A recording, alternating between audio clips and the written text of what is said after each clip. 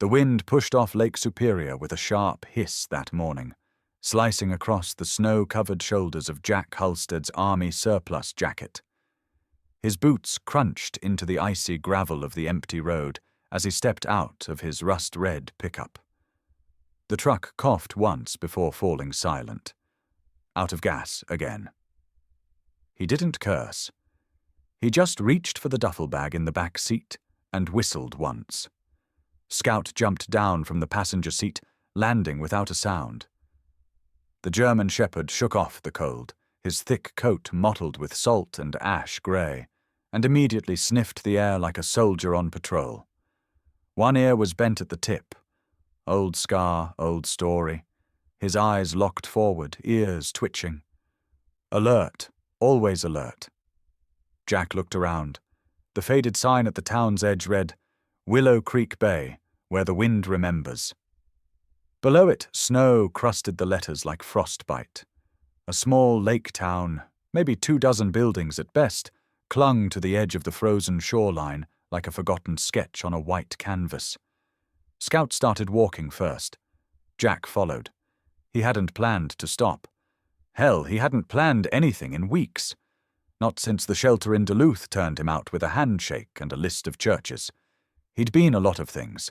A combat engineer, a husband, a son. Now he was just a man with a dog, an aching shoulder, and a radio part he couldn't afford to fix.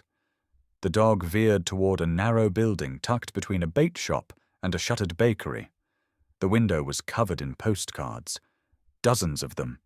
Taped, yellowed, names fading. Above the door, a sign barely clung to its frame. Rayner's beacon post and radio. A brass bell hung crooked on a nail. Scout scratched once at the door. It opened before Jack could knock. She was tiny, maybe 5 feet in boots, wrapped in layers of wool and thyme. Her silver hair braided like a crown, blue eyes clear enough to see right through him. Alma Rayner looked him up and down once, then smiled. You look like someone the wind brought home. Jack blinked. Mom, I'm just passing through. Course you are, she said, and stepped aside. So did my husband, 50 years ago. Only difference is, he came back. Scout walked in like he owned the place. Inside it smelled like cedar oil, ink, and warm dust. A radio hummed on a side shelf, playing something from the 1940s. A big band tune Jack couldn't name. The shop was cluttered, shelves of knobs, wires, old radios, handwritten logs. The kind of place you expected to collapse under its own memory. But it didn't. It held. Alma handed him a chipped mug of tea like he'd asked for it. You're military. Jack didn't answer. She nodded anyway. That dog tells me more than your uniform ever could. Scout curled up by the old radiator, but his eyes never closed. Jack drank the tea. For the next hour they talked, or rather Alma did. She told him about the radio tower behind the shop, dead for a decade, but once the heart of the town. Her husband, Walt, had run Willow Beacon every Sunday morning, sending weather reports and hymns to fishermen on the lake. After he died, she kept it going, alone, until the signal faded last winter. Jack stayed quiet, let her fill the silence. It felt safer that way. Storm's coming tonight, she said as the sky started bleeding into dusk. Stay upstairs. I'll call it rent if it makes you feel better. He should have said no, should have walked out, found a church or a bench. But something in her voice, calm, commanding, made refusal feel disrespectful. He nodded. The attic was narrow, with a slanted roof and one small round window facing the lake. Dust curled in the corners, a single bed, a pile of blankets. Scout climbed the stairs behind him and sniffed every floorboard before settling by the door. Jack took off his boots, flexed his shoulder, and lay down without undressing. He didn't sleep, not yet, just listened to the wind rattle the shingles, the creak of wood adjusting to the cold. Scout stirred once, ears up, then 3 quiet taps from his paw on the wood. Jack sat up instantly.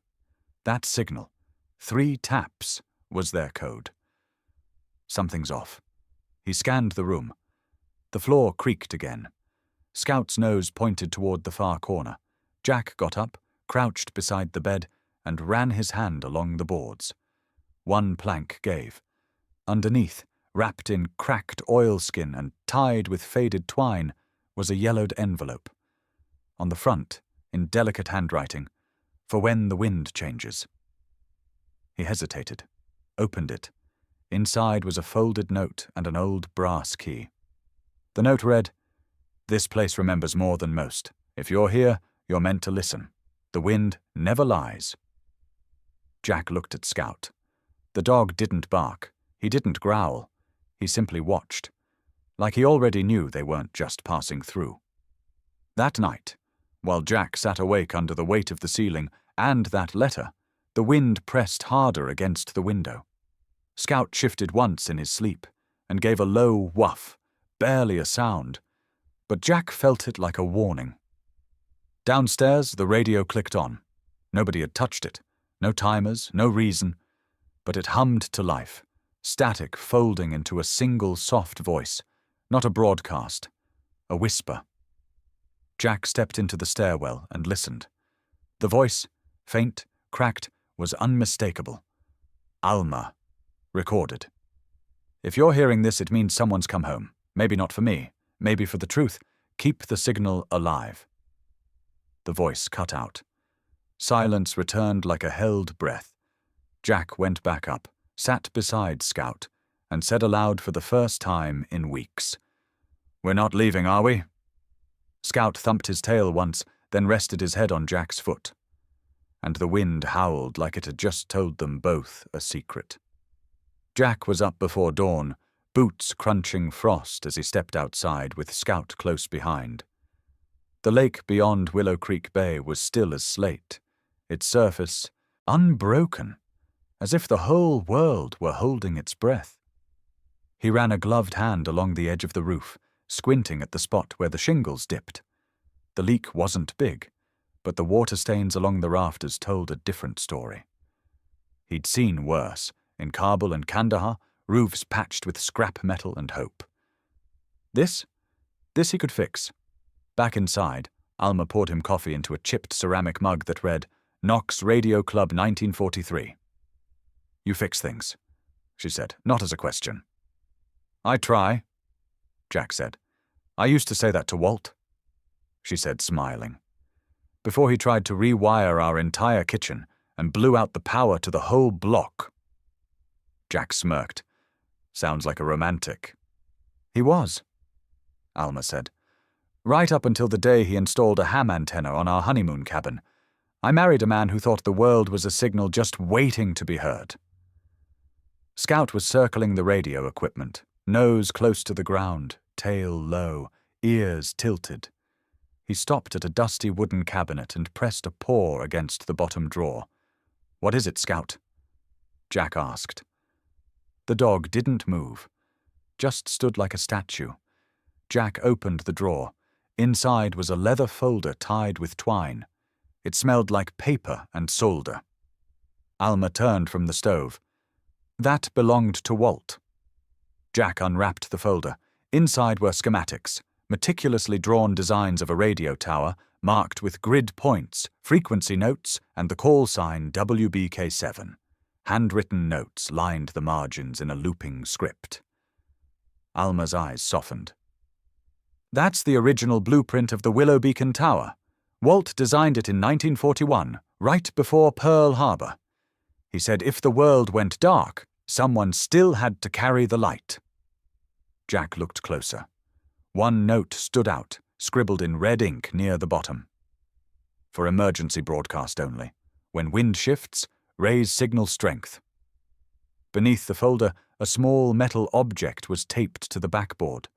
A tuning crystal, old but intact. Jack gently peeled it off. "You know what this is?" he asked. Alma stepped closer, squinting. "That's a frequency calibrator. Rare now. Walt only had 2. That one's original. Scout gave a soft growl. Jack turned. The radio, silent since last night, had begun to hum. Low, faint, but alive. No one had touched it. Scout walked over, nose close to the speaker. Alma frowned. It's not plugged in. Jack leaned in. The hum rose, then faded, then shifted pitch, like a heartbeat under static. He reached for the dial, adjusted it by instinct. The voice came through just for a second. You hear this? Then the signal is still alive. The transmission cut. Alma was frozen, one hand pressed to her chest. That's Walt, she whispered. That's his voice. Jack stood still, the calibrator cool in his palm. Is that a recording? He asked. No, Alma said. Not one I know of. I haven't heard his voice in 20 years. Scout barked once. Sharp. Direct. He wasn't barking at the radio. He was barking at the attic stairs. Jack turned, heart jumping. Stay, he told Scout, then climbed fast. The attic was dark, lit only by the dawn filtering through the round window. The plank he'd pulled up the night before was still loose. He kneeled again, this time reaching deeper into the cavity. His fingers hit metal. He pulled out a rusted tin box, no larger than a lunch container. On top, etched in old engraving, were the initials AR, Alma Rayner. He opened it slowly. Inside were dozens of note cards, yellowed with age, each one labeled with frequency codes and dates. Some had weather patterns, others had names and call signs. Some bore only short phrases like, signal lost, recalibrated. Rain disrupted the feed. Walt said it was the trees. 9:17. Voice came through again. Same static heartbeat. At the bottom of the box, wrapped in linen, was a brass pendant shaped like a tuning dial. Jack recognized it immediately. It matched the one in the schematic. Scout barked again downstairs.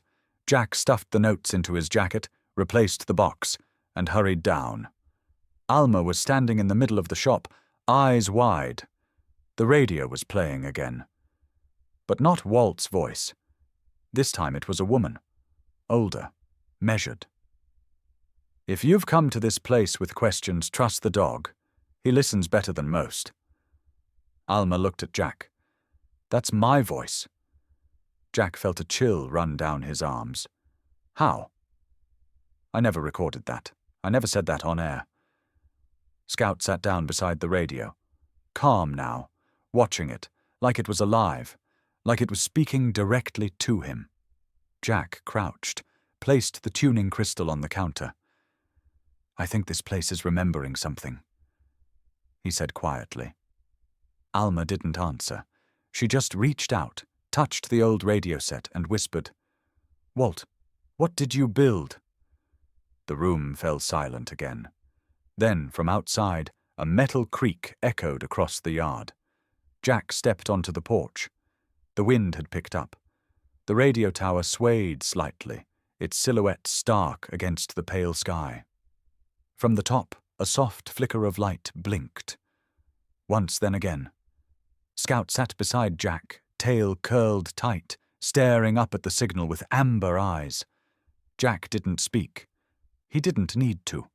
The signal had returned, and someone, or something, wanted them to hear what came next. For 3 days, Jack worked in silence, the kind of silence that hummed between hammer strikes and breath. The wind over Willow Creek Bay never stopped, but he had stopped hearing it.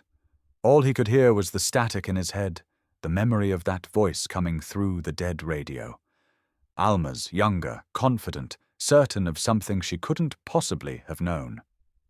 He climbed the narrow ladder of the old broadcast tower behind the shop, Scout sitting below, watching him the way soldiers watch a commanding officer in unfamiliar terrain.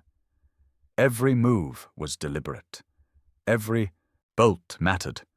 The metal groaned under his weight, decades of rust moaning in protest. The tower hadn't carried a signal since before he was born, and yet he felt something alive inside it, as if it had been waiting for hands that remembered what purpose felt like.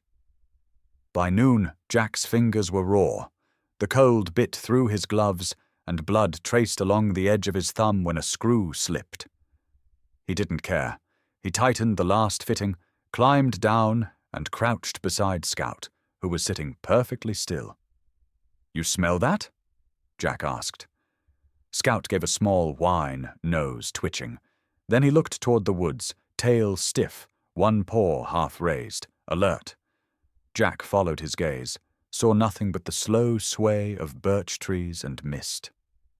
Still, Scout's hackles lifted. Jack rested a hand on his back.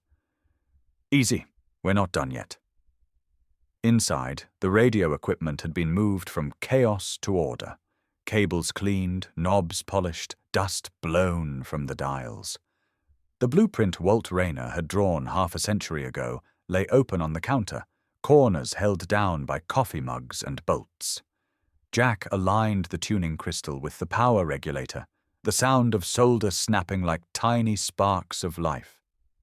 Alma sat in her chair near the window, wrapped in a quilt, watching him. "You remind me of him," she said quietly. "Walt?" Jack asked without looking up. "No," she said. "The man he was before the war, the one who believed machines could make people kinder." Jack paused, then nodded once. "Machines don't make people kind, Mom. They just give them a way to prove if they are." He flipped the switch. For a second, nothing. Then a hum. Low, soft, like something deep beneath the floorboards had taken a breath after years of holding it. The needles on the transmitter flicked to life. Scout tilted his head, ears forward. A voice filled the room, grainy, distant, but unmistakably alive. "If you're hearing this," the voice said, "it means someone still believes in voices that matter." It was Alma, not the Alma sitting across from him, but the one captured on a tape 30 years younger, laughing between words, full of conviction. Jack turned to her slowly. Her lips parted in disbelief. That's me," she said. "That was from our last broadcast." Jack leaned closer to the speaker. "Where'd you store these?" "I didn't," she said. "They were lost when the roof collapsed in '89. We never recovered them." Scout barked once, sharp, sudden. Jack turned. The dog was staring out the window. His body went rigid. "What is it, boy?" Scout's growl started low. He walked to the door, nose pressed to the crack at the bottom, then turned to Jack with that look. The one that always meant move. Now. Jack grabbed his coat and followed him outside. Snowflakes drifted in slow, quiet spirals. The air carried the sharp tang of gasoline. Scout pulled toward the side of the shop, his paws left deep, prints in the thin crust of snow as he sniffed along the siding, stopping under the eaves. The smell hit Jack then, faint but wrong, the sour burn of fuel. He crouched, ran a hand under the porch beam, and his glove came back slick. "Damn it," he whispered. "Someone's been here." Scout barked again, not loud but insistent, circling the area, nose working fast. Jack followed his trail to the edge of the yard, where tire tracks curved into the woods. The snow around them had been shoveled hastily back, but not well enough. Alma stepped onto the porch, clutching her coat. "Jack?" He pointed to the ground. "Someone was here last night, brought gas." Her face tightened, but she didn't flinch. "They want it gone," she said. "The beacon, the land, all of it." Jack stood, scanning the tree line. "Why?" "There's talk of redevelopment," she said. "Vacation homes. They say the radio tower blocks the lake view." Scout moved between them, tail low, eyes fixed on the woods. Jack reached down, rubbed the fur between his ears. "Not tonight," he muttered. "We'll keep watch." That night the wind rose again, harder than before, rattling the window panes until the whole house seemed to shiver. Jack sat by the radio, tools still spread out, listening to the static breathing in and out like waves. Scout lay at his feet, chin on his paws, awake but pretending to rest. The hum in the wires changed pitch. Jack adjusted a knob. Static gave way to faint, broken words. Then the voice returned, softer this time. "Walt, if this ever reaches you, they said they'd come for the land. Don't let them sell the hill." Then silence. Alma gasped behind him. "That wasn't me." Jack turned. "You sure?" "Positive," she said. "That was my husband. He never made that recording." Scout stood, ears flat, tail straight. His gaze went to the window. Outside, the snow had stopped falling. A single set of footprints crossed the yard, fresh, leading straight to the radio tower. Jack grabbed his coat, flashlight, and the old wrench from the workbench. Scout followed, silent but electric with purpose. They reached the base of the tower. The footprints ended there, disappearing into the frozen mud. The door to the power housing was half open, swinging slightly. Jack lifted his light. Inside, the fuses were pulled. A metal can sat in the corner, half full of gasoline. Scout growled. Jack's heart pounded. Whoever had been here knew what they were doing. They weren't vandals. They were professionals. Someone wanted the beacon dark, permanently. He closed the housing door, fastened the lock, and knelt beside Scout. "From now on," he said quietly, "we watch everything." The dog didn't move, didn't blink, just stared out at the black line of trees. Behind them, on the tower, a single red light flickered. Once, twice, then steady. The beacon was alive, but so was something else. The sun broke late. At the top of the stairs, bundled in a green coat, her boots dusted with snow. Tall, mid-30s, auburn hair pulled under a knit cap, eyes alert behind wire-rimmed glasses. Scout didn't bark. He just stared, head tilted. "I didn't mean to sneak up," she said, holding her hands out. "The front door was open. I knocked." Jack lowered the flashlight a notch. "Who are you?" "Nina Weaver," she said. "I'm with the State Historical Records Survey. I've been trying to track down any remaining archives from the Willow Creek Land Trust." Jack narrowed his eyes. "How did you know where to look?" "Alma wrote me once," Nina said. "Back when I was cataloguing seed libraries in Duluth. Said if anything ever happened to her, the records might still be in the ice house. I got the letter 2 days ago." Jack held the petition up. "You mean this?" Nina nodded slowly. She was worried someone might try to erase the past. Said paper trails disappear faster than people do. Jack studied her face. It didn't look like she was lying. Scout stepped forward and sniffed her boot, then looked at Jack and wagged his tail once. That was enough. They went back upstairs. At the kitchen table, Jack laid out the documents. Nina moved like someone handling sacred text. Careful, reverent. She traced the handwriting on the seed jars, shook her head in disbelief. "These are priceless," she whispered. "Each label, each seed, it's like a thumbprint from the past." "They were hidden," Jack said, "and not just for safekeeping." Nina looked at him. "You think someone tried to destroy this?" He nodded. "We found gasoline under the porch, and the tower's power box was tampered with." Scout, lying by the window, lifted his head. Nina's brow furrowed. "That would explain the missing maps at the county records office. I went to pull the original deed and the 1944 plot lines. Half the files were gone." Jack's jaw tightened. Somebody's trying to bury Alma's legacy. Nina reached into her satchel and pulled out a map, unfolded it carefully. "This is a scanned version I managed to find.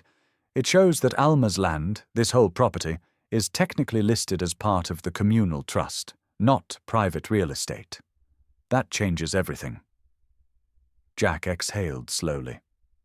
It means whoever's building those docks across the bay is doing it on land they don't legally own. Unless no one challenges them? Nina said. Outside, wind scraped along the walls. Jack turned toward the window. In the distance, a construction light blinked across the lake. Scout rose, walked to the door, and growled. Not loud, but deep. Nina followed his gaze. Do you see something? No, Jack said. But Scout does. He stepped out onto the porch. The night air had turned sharp, laced with something bitter. Gasoline again. Fainter now, but real.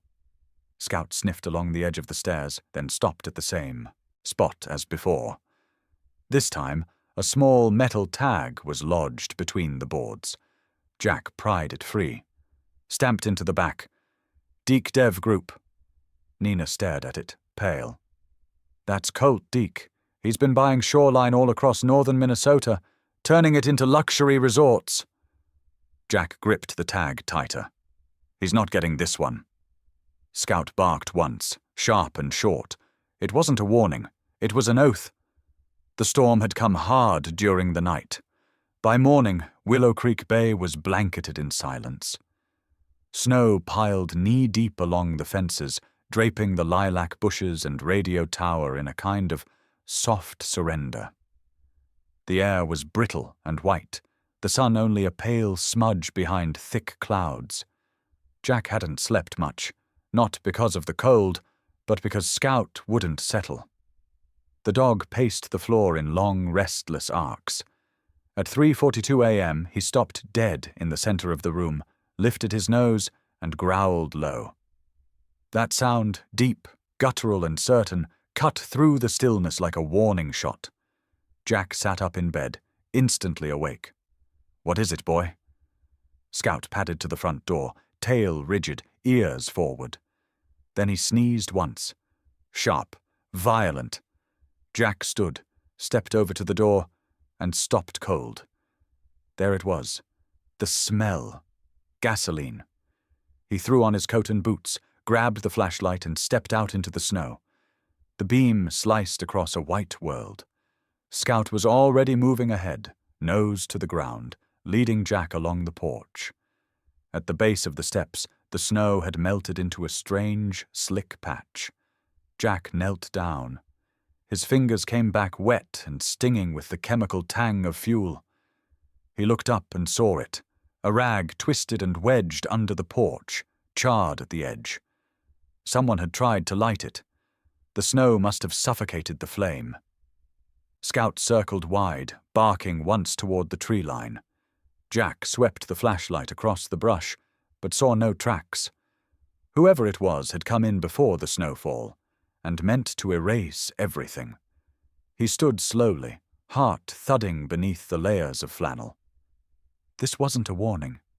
It was a message. Scout returned to his side, tail still high, eyes locked on the trees. Jack rubbed behind his ears. Not just some kids playing, he said quietly. This was planned.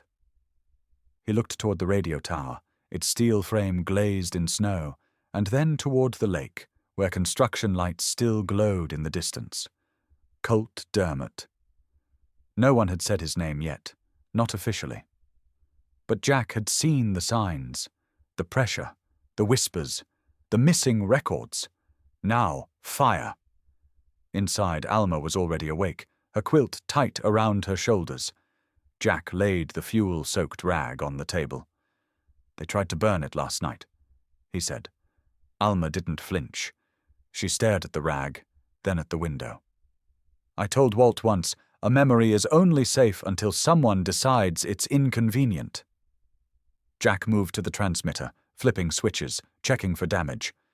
The static came alive. So far, everything seemed intact. Scout curled up at the foot of the stairs, but kept his head up, eyes following Jack's every move. Colt's behind this, Jack said.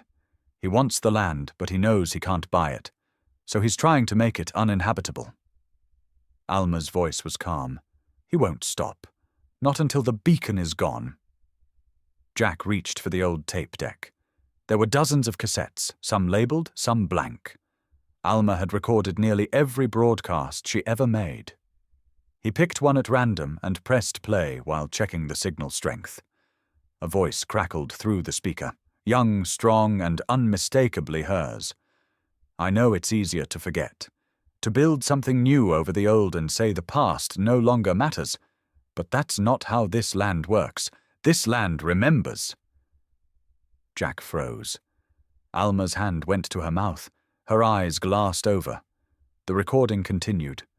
The tone shifted, more intimate now, not like a broadcast, but like a conversation with one person. "Walt, if you're listening, I kept the tower on for you. Not because I thought you'd come back, but because I needed the world to know we were here. That what we built mattered. So no one forgets what this land once whispered." Scout whimpered softly, laying his head on his paws. Jack leaned against the wall, listening.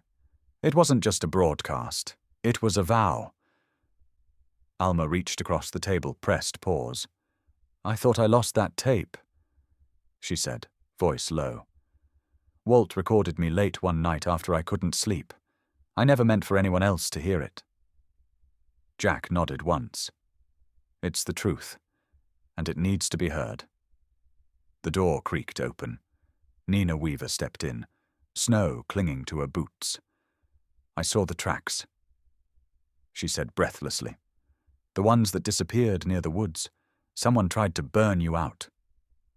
Jack held up the rag. "We've got proof." She unwrapped a folded map from inside her coat. "I pulled this from the county archive. Second set of blueprints on Colt Dermott's development permit. He's trying to claim this land falls outside the Conservation Trust. He's altered the boundary lines." Jack's jaw clenched. "He's rewriting the story." Nina nodded. "Unless we stop him." Alma stood slowly, shoulders straighter than they'd been in weeks. "Then we don't stop broadcasting. Not for 1 minute." Jack turned back to the transmitter. The signal hummed, low, steady. He adjusted the dial. "If you're listening," he said into the mic, "this is Jack Halstead, broadcasting from Willow Creek Bay. The beacon is still alive, and we're not going anywhere." Outside, Scout stood at the door, staring out into the snow, and for the first time, Jack didn't see a stray dog. He saw a sentinel, watching, waiting, daring the fire to come back. The snow came fast, thick and sideways. By mid-afternoon, Willow Creek Bay looked erased, houses dissolved into the white, trees bent beneath, the weight of silence. Wind screamed like something ancient trying to claw its way back into memory. Jack sat by the transmitter, watching the storm push against the windows like fists. Scout paced. It wasn't normal pacing, not the kind he did when restless. It was sharper, intentional. His ears twitched with every gust, every static pop from the radio. Then came the voice, faint, wavering, a child's. "Help! I can't see the trail. It's so cold." Jack froze. He leaned in, adjusted the frequency. The signal cleared just enough for a second voice to come through. I was trying to get to the old tower. Grandpa said it's where people used to listen, but now everything's gone." Then static again. Scout barked. "Once." Sharp. "Where?" Jack whispered. He looked at the terrain map Alma had kept pinned beside the window. There were only a few places dense enough to trap a signal like that. Northside Woods, near the old Ranger lookout. Jack grabbed his coat and flashlight. "Let's go." Scout didn't wait. He was at the door before Jack's hand reached the knob, tail high, body tense like a wire.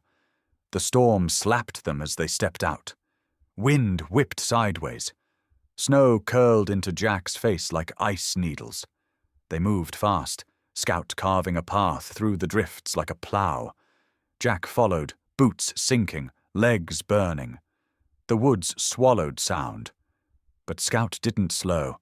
He led them toward the ridge, past the old stone marker that once belonged to a trail now buried under a foot of snow. Jack called out, "Hello? Anyone out here?" No answer. Then faint. "I'm here." Jack turned. Scout was already digging at the base of a pine tree. There, curled in the snow, covered in a too-thin jacket, was a boy. Maybe 9.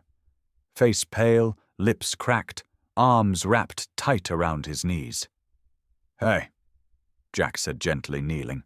"Hey, I got you." The boy blinked. "I heard your voice on the radio." Jack checked his pulse. Weak, but steady. "You're safe now." Scout pressed close to the boy, sharing his warmth.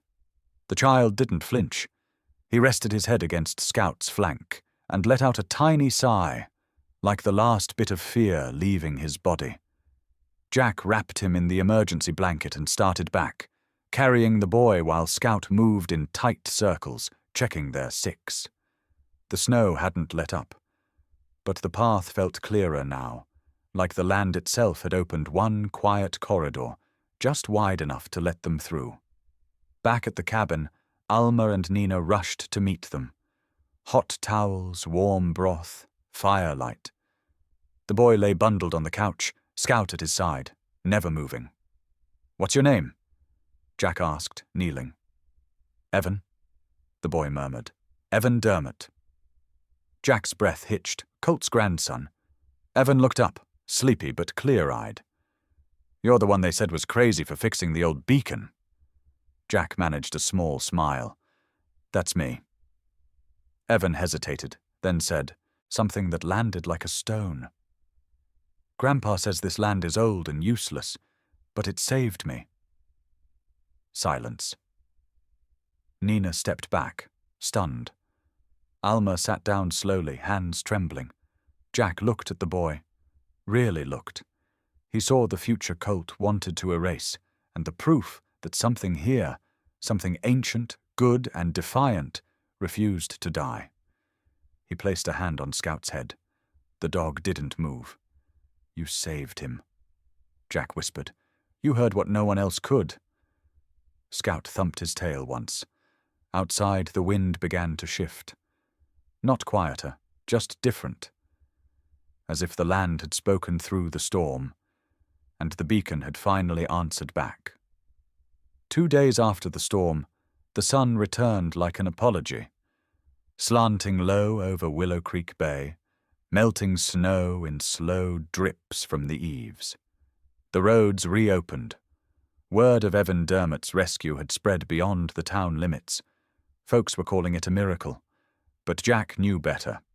It wasn't a miracle, it was a signal. Scout lay curled near the radio, one ear flicking every so often as Jack and Nina spread papers across the kitchen table.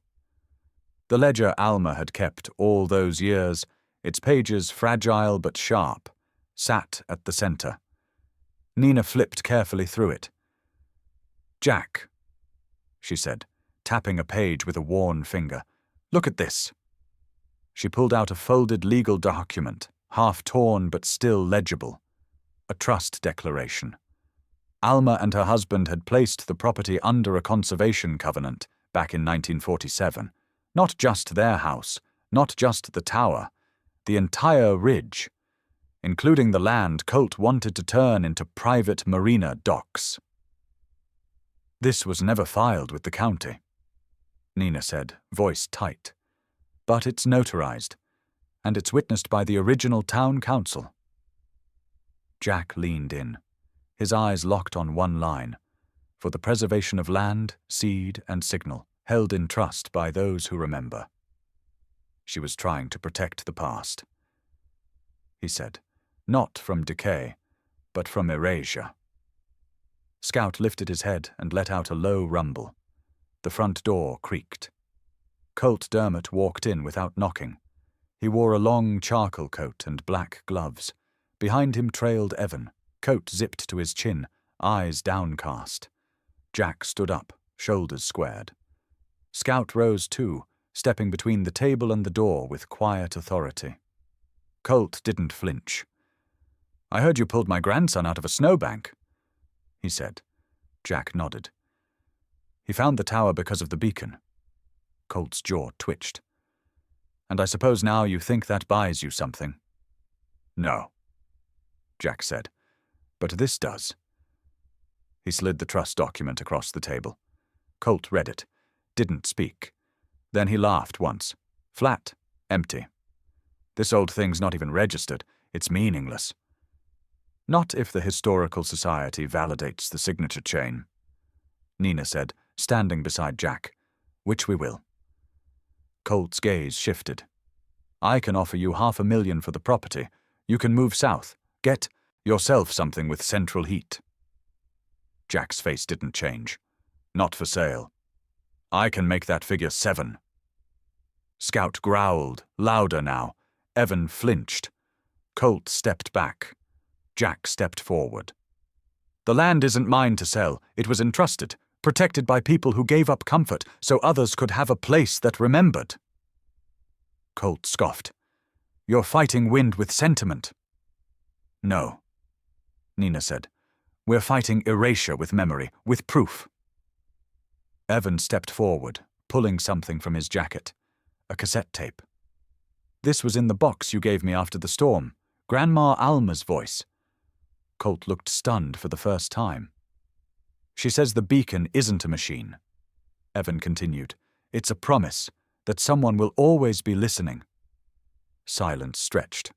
Colt turned slowly, voice low. You can't stop it. Even if you win now, time will do the rest. Jack's voice was steel. Time didn't bury this place. Men like you did. Colt left without another word. Scout didn't sit until the car had vanished down the snowy drive. Jack exhaled. We're out of quiet moves. Nina nodded. Then we make it loud. That night, they cleared the workbench, set up every microphone, every line of tape. Scout lay nearby, ears perked. Outside, the windmill turned in steady rhythm, blades slicing the dark like hands cutting through silence. Jack adjusted the dials. Nina cued the tapes. He keyed the mic and leaned in. Willow Creek Bay, this is the beacon. And we have something to say. Alma's voice played next. Not the broadcast voice, brighter, rehearsed, but the voice she'd left for Walt. Personal, unfiltered. If you're hearing this, it means someone finally cared enough to listen. This land, it's not just dirt and trees, it's story, memory, a place that held us steady when the world fell apart. And we held it back. Her words rolled across the airwaves. Don't let them pave the quiet. Don't let them sell the echo. Keep the beacon lit. Jack turned off the recorder. Looked at Nina. She nodded. Now we see who's still listening. They sent out a call. Town meeting. Tomorrow night. Every soul who remembered what Willow Creek used to be, show up. Scout let out a single bark. The sound rang in the rafters like a gavel. The beacon was back. And this time, it wasn't alone. Willow Creek's town hall hadn't seen this many people in years. They came in flannel coats and snow-wet boots, filling the rows of wooden benches until some were left standing along the back. The air smelled of pine, wet wool, and something else. Expectation. A quiet urgency hummed just beneath the conversations. Old-timers, teachers, fishermen, even teenagers who'd never heard the beacon broadcast in their lifetime. They were all here. Jack stood near the front with Nina, the old tape deck resting on the podium like a sacred relic. Scout lay at his feet, calm but alert, amber eyes scanning every face. At exactly 7, the room fell into a hush. Nina stepped forward and pressed play. The room filled with static. Then her voice. Alma Rayner. If wind carries stories, she said, her voice soft but steady. Let ours never scatter. Let them root into the land, into the seed, into the voice that says, we were here. We mattered. The words echoed through the hall like a prayer. A few people wiped their eyes. Others simply stared at the speaker as if the woman herself had just walked into the room. When the tape ended, Jack stepped to the microphone. "I wasn't born here," he began, voice low. "But I found something in Willow Creek I never found anywhere else. Not shelter, not even peace, but memory. Alive, in the wind, in the soil, in people like Alma who refused to forget what mattered." He held up the ledger and the legal trust document. This property, this station, was never meant to be sold. It was meant to be shared, protected, as part of a community covenant, a voice kept alive. He paused. Let the weight of those words settle. Someone tried to silence that, tried to burn it out, but they failed. There was a quiet murmur of agreement from the crowd, a shifting of shoulders, people leaning forward now.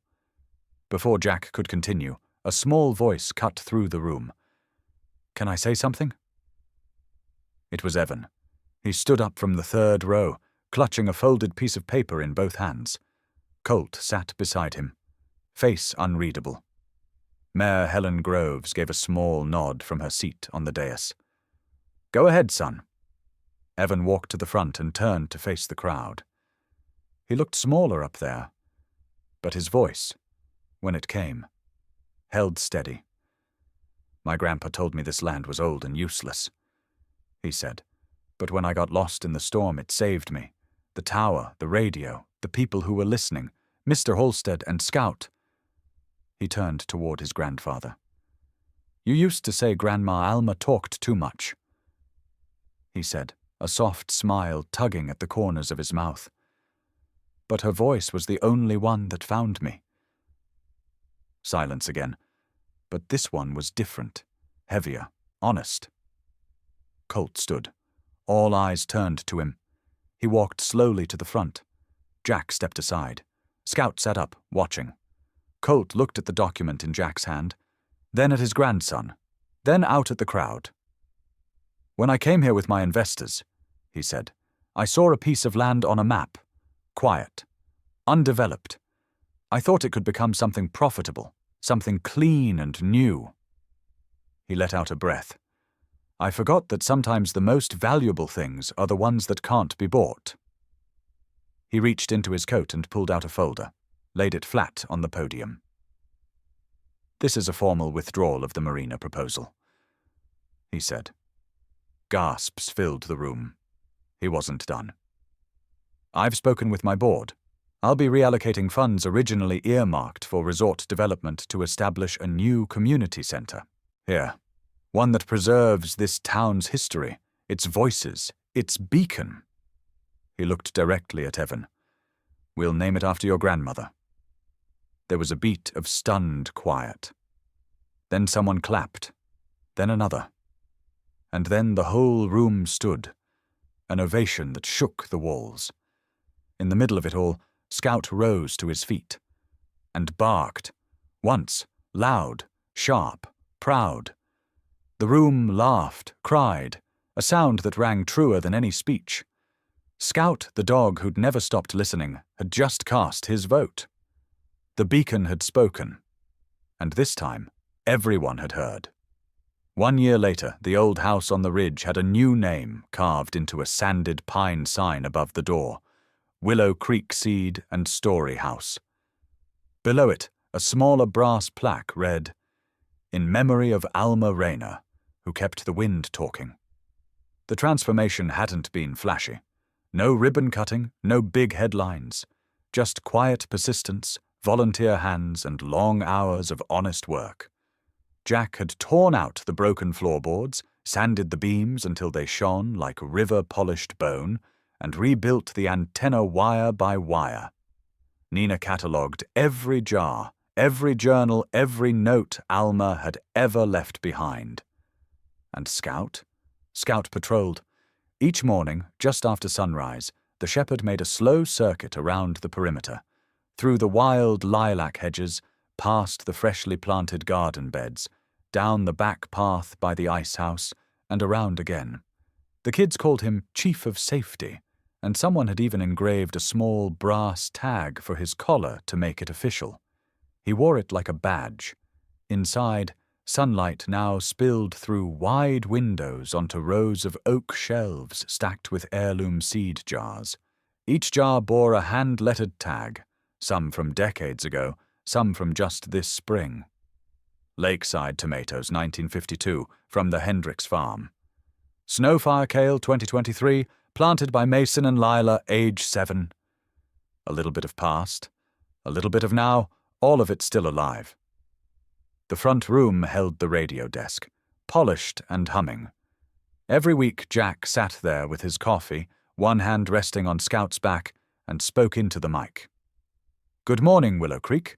This is the Beacon. Today the clouds over the lake are holding tight, but the garlic's breaking ground. If you're starting your carrots, don't forget the story Grandma Alma told, plant them while the soil still stings your knuckles." Sometimes he read letters from listeners. Sometimes he told bits of his own story. A war, a road, a dog, and a woman who left a house full of frequencies for someone else to tune in again. Once a month, he invited a neighbor to sit at the mic. Retired farmers, young students, the mayor. The voice of the Beacon was never just one person now. It was many. And every Tuesday at 3 p.m., the attic came to life. Nina's story hour under the antenna. Children gathered on beanbags beneath the wide oak beam that still held the original tower cable. Nina would read from old local tales, diary entries, newspaper clippings, even passages from Alma's journals. Today's story, The Day the Wind Got Stuck, a tale Alma had written for radio in 1965 and never broadcast. The kids sat wide-eyed as Nina read it aloud, voice low and musical. Scout sat among them, a calm presence. The younger ones liked to lean against him as they listened. He didn't move, just sighed sometimes, or blinked slow approval when the story hit a sweet spot. After the stories, they headed out to the garden behind the house. Each child had a small plot, tiny raised beds with signs scrawled in colored marker. Ellie's peas, Braden's beans, Lily's lettuce. Nina taught them how to dig gently, how to listen for worms, how to read the clouds. One afternoon, a girl named Junie asked, "Is Scout really a chief?" Jack smiled from where he was mulching near the raspberry row. "He's the one who heard the first call," he said, before any of us were ready to listen. Scout looked up just then and barked once, short and clear like punctuation. The children laughed. That evening, as the last sunlight touched the windmill and the Beacon played Alma's voice in rotation, Jack wrote in his notebook on the porch, not for broadcast, just for himself. "Sometimes we inherit broken things," he wrote. "A house, a memory, a town, and sometimes if we listen long enough, the broken parts teach us how to rebuild." Scout shifted at his feet. The wind moved through the lilacs, and from inside the seed house the antenna blinked once, steady and warm, like a lighthouse made of voices. The spring in Willow Creek came soft that year, slower than most.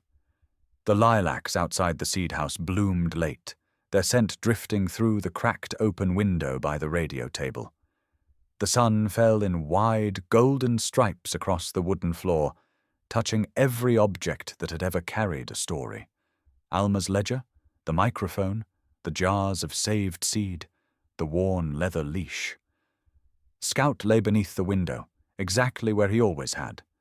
His breathing was steady, his fur silvered more now than gold. Jack sat nearby, one hand resting on the old dog's shoulder while finishing his broadcast notes for the week. He was talking quietly, as if the dog could still hear him even in dreams. "Tomorrow's the volunteer day," Jack said. "We'll fix the north fence. Nina says the kids want to plant sunflowers this time." Scout didn't stir. Only the soft rise and fall of his ribs, the rhythm that had once steadied Jack through nights colder than this. When the last track ended on the radio, silence filled the seed house. Outside, the sky shifted pink.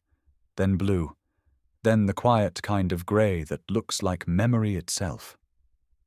Jack turned back to the dog. "Come on, partner, time for supper." But Scout didn't move.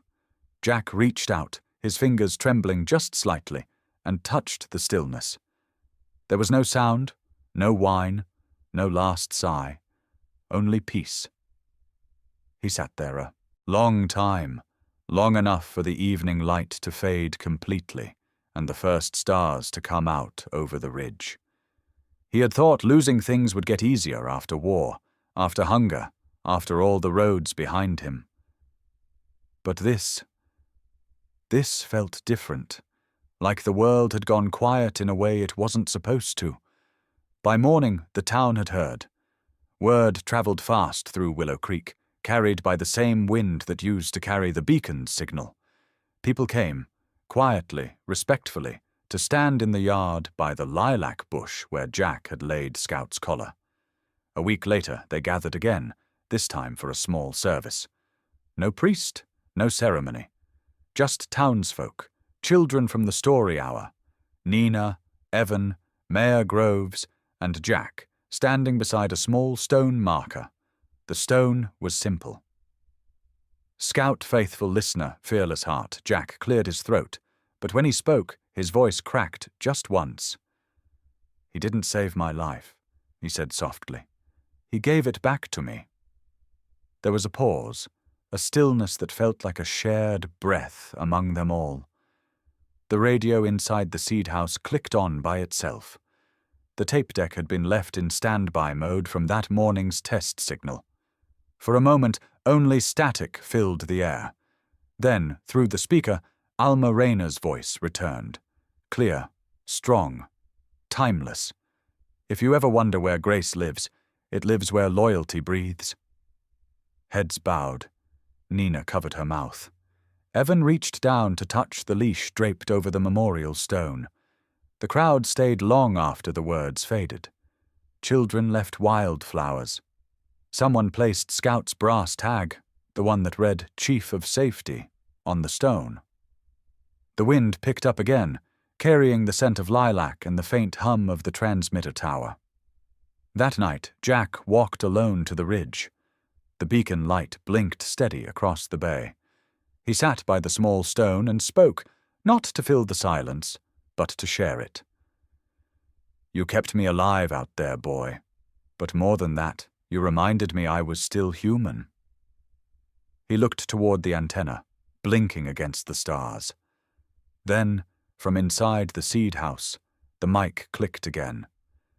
The tape had looped back, replaying Alma's voice once more. But this time, as her words faded, the line wasn't empty. There was a second sound, a faint, familiar bark echoing from the recording's end, caught years ago when Scout had brushed against the mic during a test broadcast. Jack smiled. It wasn't haunting. It was a greeting. The air moved gently through the grass. The world exhaled. He whispered, "Good night, Chief." The next morning, the beacon aired a new closing line. It wasn't planned. Nina had written it into the script without telling anyone. As Jack read it live, his voice wavered only slightly. He didn't bark for food. He barked for the truth. And if you're listening out there tonight, maybe you've had someone like that too, a friend who stayed when no one else did. He paused, hand on, the mic. What's your story with a loyal pet? The transmission light blinked, sending the question out across the lake, through the trees, and into the hearts of whoever still believed in the sound of loyalty. The camera of the world pulled back one last time, showing the seed house glowing against the dusk, the lilac tree swaying in the wind, and the small stone at its base catching the last gold light of evening. Then, softly, the beacon faded to static. Support our channel, German Shepherd Stories, where every bark still carries a heartbeat.